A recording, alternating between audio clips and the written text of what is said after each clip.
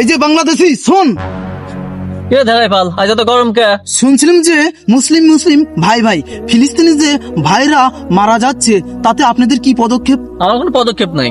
এই যে দাদা, এই একটা কথা বললেন, তারা আপনাদের মুসলিম ভাই না? হ্যাঁ মুসলিম ভাই, তাই কি করবো?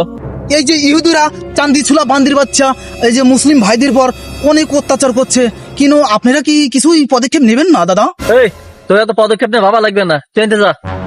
হ্যালো, একজন অমুসলিম ভাইও আমাদের ফিলিস্তিনি ভাইদের হত্যা দেখে কষ্ট পায় তোর কাছে প্রতিবাদ জানাইতে আইছে যে তোরা কোনো পদক্ষেপ নিচ্ছিস কিনা, আর তুই তার সাথে খারাপ ব্যবহার করতেছিস। একজন অমুসলিম ভাইয়ের মনের মধ্যে যে কষ্ট কাজ করতেছে, আর তুই একজন মুসলমান হয়ে মুসলমান হত্যায় তোর ভিতরে সামান্য একটু অনুশোচনাবোধ কাজ করতেছে না? আমরা সারা বিশ্বে যত মুসলমান আছি সবাই যদি এক হয়ে ওদের আক্রমণ করা যায়, ওরা তো পলানে টাইম পাবি না। অথচ আজ আমরা আছি বিভিন্ন রকমের দলাদলি নিয়ে, আর আমরা মুসলিম রাষ্ট্রগুলো হয়তো বাণিজ্যিক কারণে চুপ আছি। এদিকে আমাদের ফিলিস্তিনি ভাই বোনদেরকে নির্বিচার হত্যা করা হচ্ছে, আর আমরা ব্যবসা বাণিজ্য প্রসার করার জন্য চুপ করে হাত গুটিয়ে বসে আছি। ঠিক আছে মাস্টার, বুঝছি। আমরা দূর থেকে কিছু করতে পারি না, ওদের জন্য দোয়া করে দেবো না।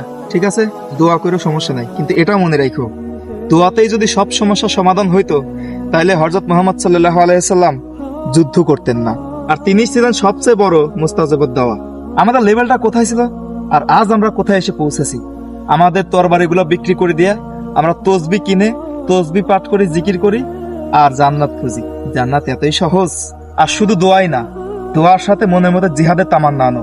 শুধু দোয়ার মাধ্যমে সব সমস্যার সমাধান হয় না, স্থানকাল পাত্র ভেদে জিহাদের দরকার আছে। আর একটা কথা মনে রাখিস, একটা হাদিসে আসে রাসূল সাল্লাল্লাহু আলাইহি ওয়াসাল্লাম বলেছেন, তোমরা আল্লাহর দ্বীনকে সংবদ্ধভাবে আঁকড়ে ধরো এবং পরস্পর বিচ্ছিন্ন হও না। নিশ্চয়ই তারা আমাদের ভাই। জি দাদা, ওদের একটা উচিত শিক্ষা দরকার।